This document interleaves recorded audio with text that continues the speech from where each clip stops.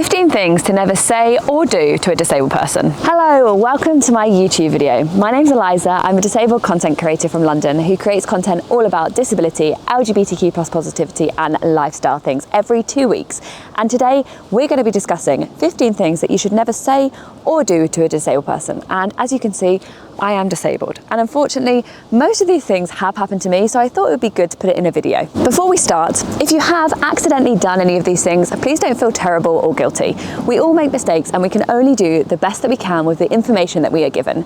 This isn't a video to shame anyone or to make anyone feel bad for previous actions. Rather, it's a bit of fun to ensure that all disabled people going forward can have a better experience navigating the world. And by the way, this is Pam. Number 1, please don't tell a disabled person that they are faking.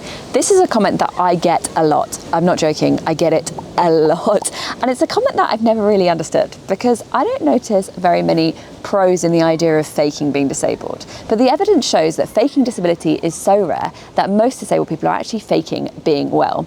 We often won't show when we're struggling. Calling someone out for faking will most likely just mean that you're calling out an actual disabled person. Faking is not something that actually happens very often, but disability is very common. Around 1 in 4 people are disabled and most likely are not faking it.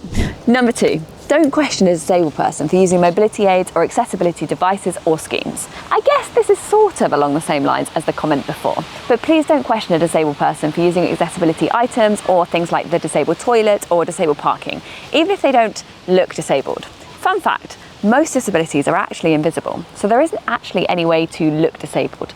But if you see someone using something that is designed for disabled people, please don't question them. They'll be using it for a reason, and that reason most likely is because they're disabled. Number 3, please don't push a wheelchair user without their permission. People are always shocked by this when I say it, but I've had my wheelchair pushed without permission many times, and it isn't okay. You wouldn't just go up to a random stranger and pick them up without asking. At least, I hope that you wouldn't. So please don't do it to a wheelchair user. If you think that we might need some help in a situation, just simply ask and we will either say yes or no. However, if we say no, please listen to us. We said no for a reason and it doesn't secretly mean yes. Number 4, don't move mobility aids out of the way. Before I became a wheelchair user, I used to use a walking stick to get around, and the amount of times that I put my stick next to me when I was sitting down and then someone would come along and move it out of the way for me. I think it was often because they thought that they were being helpful, but it would mean that I was away from my mobility aid that I needed and then I wouldn't be able to get around.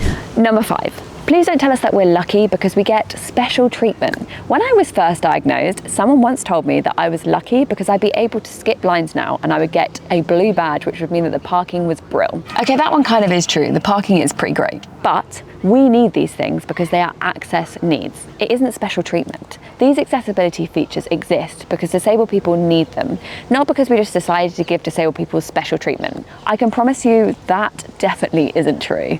I mean, I can't even get on a train or plane like everyone else. Number 6, please don't lie about access. This is something that happens so often, which is where I want to go to a location, I'll ring them up and say, hey, are you accessible? And then I get there and there's loads of steps outside, so I'm not able to get in my wheelchair. Please don't lie about access. If somebody is ringing to ask about the access, they're ringing because they need it. So please just be honest with them. If you have stairs to get in and you don't have a ramp, just tell them that. Please don't just say, yeah, we're fully accessible, and then we get there and there's stairs or no accessible toilet, etc. Even better if you can list it on your website. Number 7, I would hate my life if I was disabled. Please don't tell us that if you were disabled, you would hate your life. I mean, being disabled isn't a choice and it isn't always easy, but it's also beautiful and amazing. And it's simply a part of life and we just have to get on with it. So hearing how much you would hate your life if it was like mine feels very iffy to me. Quick break here while I jump in to talk to you about Patreon. Patreon is a platform where you can directly support creators financially, and in return you get loads of cool perks. I call mine the Radiant Rainbow Club, and you get early access to YouTube videos, behind the scene content, along with access to the Patreon chats where you can meet like-minded people and chat about all sorts of things like sharks, which by the way are my favorite animal. I'm running a really cool offer at the moment that the first 60 members to sign up as a paid member will be getting this cool shark pin sent to them in the post. So if you'd like to join my Patreon, the Radiant Rainbow Club, then I've put all the info in the description below. Number 8. Oh my God, you're like such an inspiration. Please don't call us inspiring, special, differently abled, or any other made up word for disabled. Many people want to make up a new name to call disabled people rather than just calling us disabled, which, by the way, isn't a bad word. I've heard everything from inspiring to differently abled, and the truth is, disabled is just what we are, and there's nothing wrong with being disabled, or the word. It's just a word to describe our day-to-day experience. Number 9. Don't assume that we don't have social lives. Disabled people go out. Sure, some of us may go out less than others, but we still have social lives and enjoy things about our day. I once had someone ask me, so, what are you doing for the rest of your day? And then corrected themselves by saying, sorry, I forgot, you're disabled, you're likely just going home, right? Which made me feel so uncomfortable because we have social lives just the same as everyone else. Number 10, please don't pray for us without our permission. Prayer can be a great tool for people who believe in it. However, many people like myself don't believe in prayer. Yet, I've had people come up to me in the street and put their hands on me and start praying for healing when I haven't even asked them to. Please, please ask people if they want to be prayed for. Not everybody wants healing for their disability anyway, and not everybody believes in prayer. Number 11, please don't wee in lifts.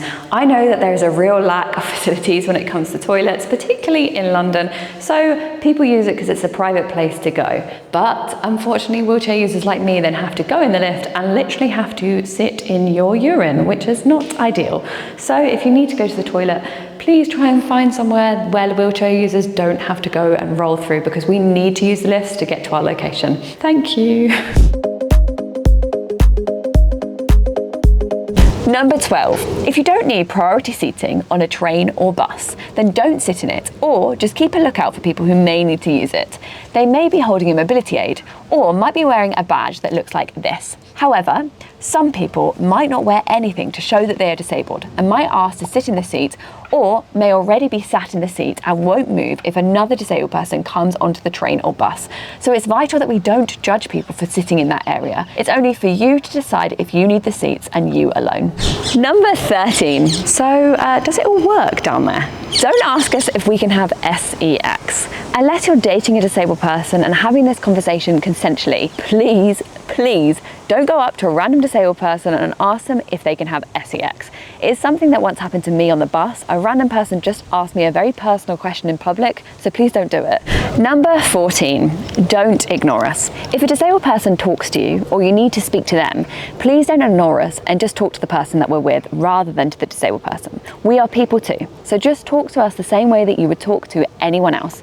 Of course, some disabled people may communicate in different ways and may have an interpreter, but if this is the case, you also should be speaking to the disabled person directly rather than the interpreter. Number 15, what happened to you then? Please don't ask us what happened. You don't go up to non-disabled strangers and ask them about their personal medical information or if they have a mental health condition. It would be seen as very rude. So please don't ask random disabled people you don't know what happened. We're just trying to go about our day and we don't want to have to talk to a random person about our personal medical information. And there we have it, 15 things to never say or do to a disabled person. Is there anything else that you would add? Let me know in the comments. And don't forget, if you want to get loads of cool and amazing perks and this brilliant Sharky pin, make sure to check out my Patreon in the description. If you'd like to keep up to date with me outside of YouTube, then all of my socials are on the screen. Thanks so much for watching. Bye!